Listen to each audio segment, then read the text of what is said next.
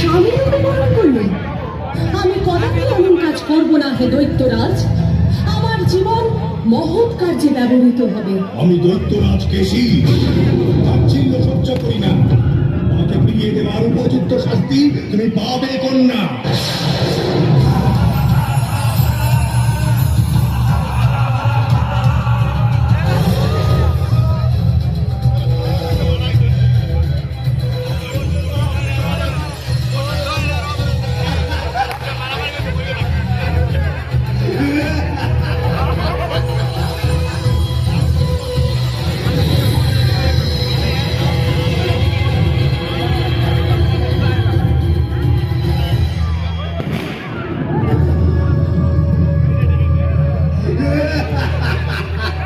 মূঢ়মতি অসুর, এই কাজের শাস্তি তুই পাবি।